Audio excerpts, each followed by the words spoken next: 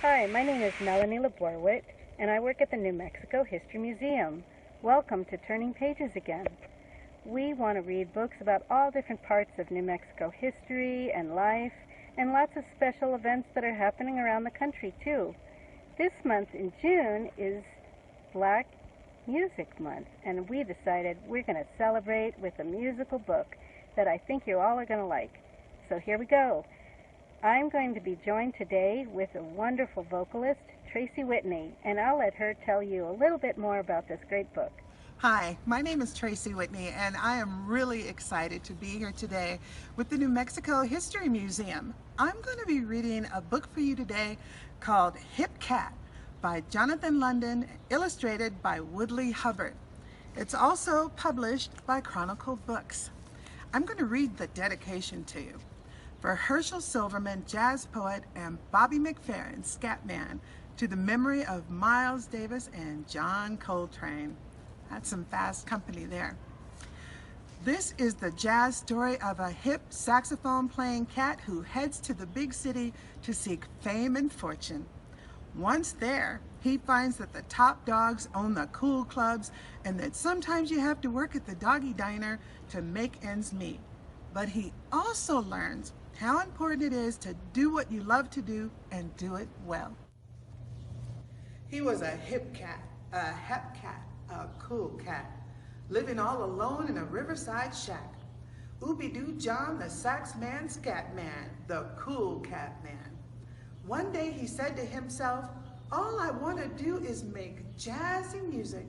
So he picked up his sax, what his friends called his axe, and tipped his beret and said, scat cat, go.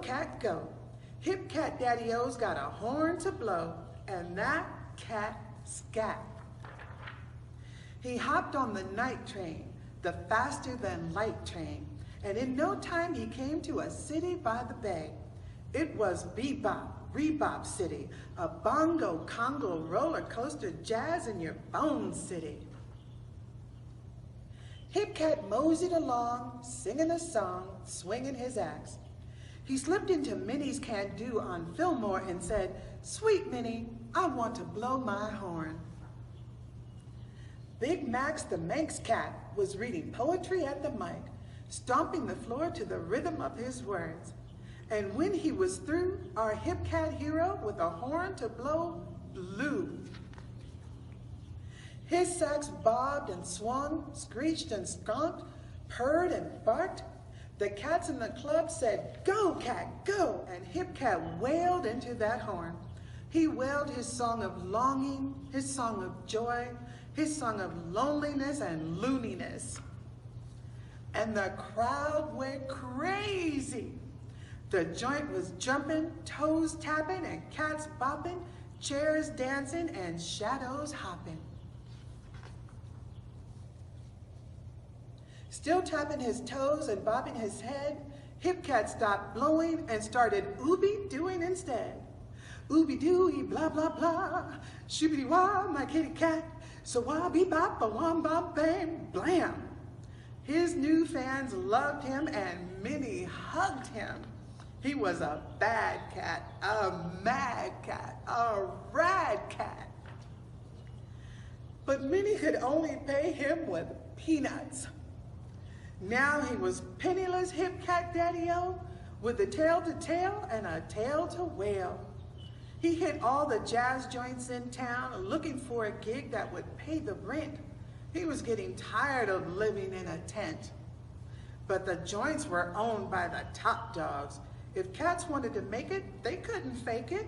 He said, if dogs can run free, why not me? So Ooby-Doo played his sax under the bridges. He played in the fog, he played on the ridges. He played all day and he played all night. He played for no pay, but he kept up the fight. But he had to eat and there was no money in sight. So he played his sax at all the tourist traps, Tourists with cameras tossed coins in his cap. Then he became a short order cook at the Doggy Diner. But he knew he could do something a whole lot finer. One night, he slipped back into Minnie's can-do. Minnie said, "Ooby-Doo, how do you do?" Ooby-Doo said, "I'm feeling kind of blue." Minnie said, "Sing it." "You can do." Big Max and some of the Minx cats and cats and minks were jamming on their axes playing some licks. They said, "Who's that cat?" "The cat from the sticks." Then they remembered and shouted, "Ooby-Doo, do what you do. Let the cats out of the zoo." So he blew his horn all bluesy and forlorn. Then he started singing better than ever, remembering the river where he was born. Ooby-Doo, blah, blah, blah. So a bebop, a wamba and boom. Diddy my cat, my kitty dat, Ooby-Dooby, ah, blah. Then Ooby-Doo blew everybody away with his horn. And pretty soon word got around. Even the top dogs paid top dollar for Ooby-Doo to wail at all the clubs. He played in the Hungry I, he played in the Hungry You, he played in the Purple Onion, and when he was through, the crowds went hog wild.